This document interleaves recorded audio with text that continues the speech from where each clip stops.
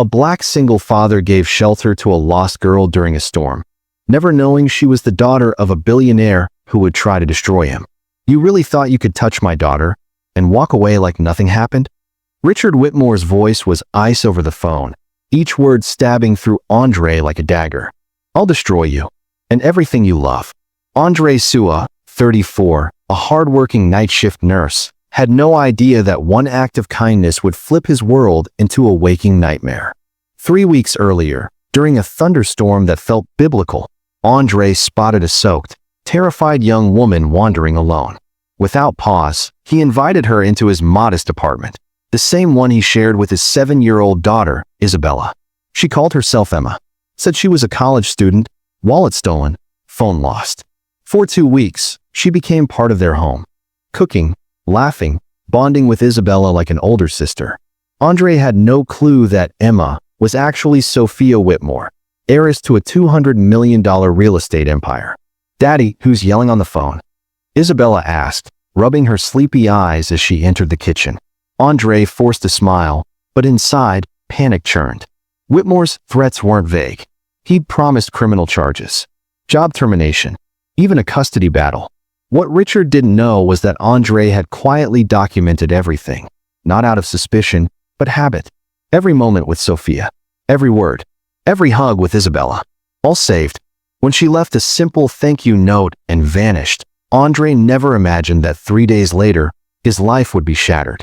The first warning came when hospital management summoned him to a closed-door meeting. "We received an anonymous complaint about misconduct outside the workplace," the supervisor said, refusing eye contact. Back home, Andre watched in silence as a court-authorized security team rifled through his belongings. Isabella clung to his leg, eyes wide with fear. Andre only stroked her hair and whispered, "Don't worry, baby girl. They picked the wrong man to corner." If this story of injustice has you hooked, make sure to subscribe, because what happens next will make you question who really holds power. Because this isn't just a fight. It's a war, and Andre is about to change the game. By the next morning, Whitmore's attack escalated. Andre got a call from Isabella's school. Her lunch plan was blocked due to ongoing legal concerns. Then his health insurance froze. His bank account, too. Even his rent payments were flagged. "Daddy, the lunch lady said I'm not allowed to eat anymore," Isabella whispered as they drove home. Her innocent voice cut deeper than any threat ever could. Andre held her tighter, his jaw clenched. This wasn't revenge. It was annihilation. The next blow came at 2 a.m. "You see how easy it is to pull your life apart?" Whitmore hissed on the phone. "Tomorrow, I'll cancel the rest of your contracts. Next week, you'll be homeless. And I'll just be getting started." What Whitmore didn't know was that Andre had survived worse. He grew up in public orphanages, abandoned at 5, tossed from home to home, judged not by who he was, but by what he wasn't, a white man with a rich last name. "You're just another leech trying to grab what isn't yours," Whitmore sneered. "My daughter was vulnerable. You saw your chance and jumped." Andre stayed silent, letting the billionaire spill every ounce of entitlement. He was recording every word through a discreet app he downloaded the moment the threats began. "People like you," Whitmore spit, "need to remember their place. You thought you could play daddy to a Whitmore? My daughter's worth more than your entire bloodline." The next day, someone knocked at Andre's door. Dr. Sandra Martinez, a civil rights attorney he knew from a past hospital case. "I've heard whispers," she said, stepping inside. "And I know Whitmore." She laid it all out on his table. This wasn't the first time Richard had weaponized his wealth. 3 years ago, he ruined a teacher who dated his niece. 2 years before that, a Paris artist who dared date his oldest daughter vanished under financial ruin. "The blueprint is always the same," Sandra said. "Threats, lawsuits, financial suffocation, until they disappear. And it works, because they're ordinary people. People without backup." Andre glanced at the documents, then at his daughter, playing quietly in the corner, sensing something was wrong. His eyes changed, not fear, not despair, but something colder, something calculating. "He doesn't know who he's dealing with," Andre muttered. Sandra saw it, the spark of war ignite behind his stare. "Rich men like Whitmore forget," he said softly. "Money isn't the only kind of power." As Whitmore gloated over what he thought was another easy win, Andre opened a digital folder on his laptop. Inside, 2 weeks of high-quality documentation, footage, voice memos, screenshots. Sophia laughing with Isabella, crying on his couch, thanking him in handwritten notes. A truth far more powerful than the billionaire's lie. With every threat, Andre grew stronger. This wasn't just survival, it was strategy. For the next 3 days, Andre and Sandra worked nonstop. Her apartment transformed into a tactical headquarters. While Isabella slept peacefully, they dissected every phone call, email, and pattern Whitmore left behind. "Look at this," Sandra gasped, pointing at her screen. "He's used this same method at least 4 times in the last 5 years. Always the same playbook. Legal terror, financial chokeholds, silence through fear." What they found wasn't just disturbing, it was criminal. Whitmore wasn't a protective dad. He was a predator in a 3-piece suit. Each time, he paid people off. Millions in hush money, Sandra said. But this time he slipped. Andre scrolled through the files. "He thinks I'm weak, that I'll fold like the others." But Whitmore was just getting started. The next day, Andre's nursing license was mysteriously suspended. His bank account, frozen. His landlord got a call labeling Andre as dangerous. "Daddy, why were those men taking pictures of our house?" Isabella whispered, terrified. Private investigators had begun circling, snapping shots, logging every move. But Whitmore made one mistake. He underestimated a man who'd been fighting systems since childhood. Andre wasn't just a nurse. He was a survivor, with a record of every move. "He's trying to bankrupt me before we ever reach court," Andre told Sandra. "But joke's on him. He's leaving fingerprints on everything." Sandra's eyes lit up. "We don't just have a case. We have enough to bankrupt him." Then came the twist. Andre's phone rang. It was Sophia. Her voice, shaky, tearful. "Andre, I had to call you. My dad, he's lying about you. About Isabella. He's planning something awful." She paused, voice breaking. "He hired people to plant evidence in your house." Andre's stomach dropped, but his voice stayed calm. "Sophia, are you safe?" "I'm hiding in his office," she whispered. "I heard the whole plan. He wants to frame you for kidnapping. Andre, you have to leave. Now." Sandra listened on speaker. She was already recording. "Sophia, don't put yourself at risk," Andre said. "Can you record anything else?" "I already have," she whispered. "Emails, calls, screenshots. I've been documenting for weeks. My father's not just manipulative, he's dangerous." The line went dead, but the war had changed. Now, they had an insider. That night, Andre tucked Isabella into bed. She looked up, puzzled. "Daddy, you're not scared anymore." Andre kissed her forehead gently. "Sometimes, sweetheart, bad people dig their own grave. And Daddy's just watching." Sandra stayed up, organizing the files. "This is more than harassment," she said. "This is conspiracy, extortion, abuse of power on a massive scale." Andre nodded, but his voice carried something deeper. "My whole life, I've been counted out. By teachers, by bosses, by a system that doesn't see us. But the best revenge isn't anger. It's exposure." Sandra smiled. Whitmore had no idea. He wasn't up against a victim anymore. He was up against truth. At midnight, Andre's phone buzzed. It was a text from Sophia. "Tomorrow at 10 a.m., they're planting drugs in your house. I have the recording. Don't be there." Andre showed the message to Sandra. She didn't panic. She started making calls.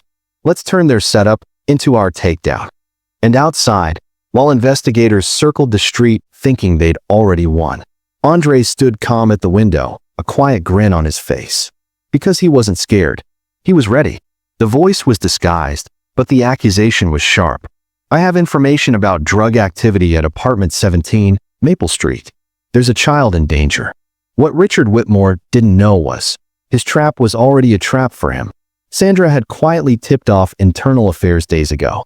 Through her legal network, she alerted them that someone powerful was preparing to plant evidence to frame an innocent black man. So when police arrived at Andre's apartment, they didn't just find drugs. They found the men planting them, still in the act. Hidden cameras had captured every second. Audio recordings? Clear. Richard Whitmore's voice, directing the operation? Crystal. "Mr. Whitmore," Detective Morrison said flatly over the phone. "We need to talk. Now." Richard's confidence cracked. "Detective, there must be some misunderstanding. I'm Richard Whitmore of Whitmore Holdings. Let's arrange something through." "Mr. Whitmore, Morrison cut him off, his tone ice. You're under investigation for conspiracy, attempted framing, and obstruction. Your lawyers can fill in the rest. I suggest you come voluntarily. Across town, Andre and Sandra watched the fall of a billionaire unfold, live. Sandra was calm, but fierce. The DA already has the call recordings. The financial trail Sophia gave us. Exposed. And guess what? She tapped her screen. Channel 7. The Tribune. The Herald. All of them have it. At 6 p.m., national news aired footage of Richard Whitmore being led out of his own skyscraper in handcuffs. The same man who tried to destroy Andre's family now had nowhere to run. Andre's phone rang. It was Sophia. Her voice was shaking. Andre, I have the recordings. At least 10 calls. Emails. Bank transfers. Everything he's done. Are you safe? Andre asked, deeply concerned. I'm moving to Seattle to stay with my aunt. But I had to tell you. Those 2 weeks at your house? That was the only time I ever felt like I had a real family. Isabella's lucky to have you. That evening, Andre and Isabella watched the news as they stirred dinner together. Billionaire arrested for targeting vulnerable families, the anchor declared. Isabella looked up. Daddy, is that the man who was mean to us? Andre turned off the TV, knelt down, and smiled gently. Yes, sweetheart. But he can't hurt us anymore. Or anyone else. How did you know everything would be okay? Andre paused, thinking of the months of fear, patience, and quiet documentation. Sometimes, when bad people try to hurt good people, they end up destroying themselves. Daddy just helped it happen a little faster. That night, after Isabella drifted off to sleep, Andre received another call. It was Dr. Martinez. Do you realize what you've done, Andre? Whitmore's board voted him out. His accounts are frozen, and 3 more families are filing million-dollar lawsuits. Andre stood by the window, the same one he'd stared through the night he took in a lost girl during a storm. 3 months later, the man who tried to crush them was now ruined. But that wasn't the real victory. The real victory? Andre had protected his daughter. He'd stood his ground. He proved that justice doesn't care about your last name or your bank balance. It just takes someone brave enough to fight. While Richard Whitmore spent his first night alone in a cold prison cell, Andre kissed Isabella's forehead and quietly started planning for the future. Because after a storm, it's time to rebuild, stronger than ever. 6 months later, Andre wasn't in his small apartment anymore. He was in his own office. Bright, spacious, purposeful. His desk was stacked with university speaking offers, policy contracts, and national awards. Dad, look, you're in the paper again. Isabella rushed in, holding a newspaper. Front page. Nurse who defeated billionaire opens Civil Rights Institute. Andre smiled. A photo showed the new building, the Andre Sua Institute for Social Justice, funded by legal victories and global donations. From one small act of kindness came a nationwide movement. Sandra walked in with files in hand. News from our friend, she said, smiling. Whitmore's bankrupt. Assets liquidated. Families compensated. Andre nodded. He'd followed every update quietly. Criminal charges, check. Civil suits, check. Social exile, check. Even Whitmore's family had left him. He sent another letter, Sandra added. Offers to expose other corrupt elites. Andre stared out the window. People like him don't regret their actions. Just that they got caught. Just then, a call from Oxford University came through, offering Andre a visiting professorship. Isabella overheard. Are we going to London, Daddy? He smiled. Just for a few months. I'll be teaching others how to stand up to people like Whitmore. Meanwhile, in a prison cell far away, Richard Whitmore sat alone, surrounded by newspaper headlines about his fall from grace. The man who once owned mansions now shared a bunk bed with a stranger who couldn't care less about his old wealth. On the same day, Sophia knocked on Andre's door. She looked different, stronger, free. I just wanted to say thank you, she said softly. Not just for protecting me, but for showing me what real integrity looks like. Sophia had used her remaining inheritance to create a fund for families crushed by corporate abuse. She was now studying law. My father said people like you were beneath us. But I've learned the truth. The only people beneath anyone are the ones who think they're above everyone else. Emma. Isabella ran in and hugged her, giggling. To the little girl, Sophia would always be the friend who made pancakes and played Legos. Andre watched them, eyes full of quiet pride. That one stormy night, his decision to open the door had changed everything. Later that night, Andre reviewed files at the institute. In 6 months, they had helped 43 families. Over $8 million in damages. 12 corrupt executives arrested. His phone buzzed. CNN wanted an interview. He declined. Andre's mission wasn't about headlines. It was about his daughter. About proving that kindness, courage, and truth are more powerful than money and fear. That night, Andre didn't dream of Whitmore's downfall. He dreamed of a girl in the rain. A door opened in compassion. A moment that sparked a movement. Because the best revenge isn't destruction. It's building something so powerful, your enemies become irrelevant. He gave shelter to a stranger, and they tried to destroy his entire life for it. But he didn't just survive. He turned their empire into ashes. Speech Balloon, what would you do if your kindness became your biggest risk? Tell us in the comments. And if this story shook you, hit subscribe and turn on the bell, because more powerful stories are coming.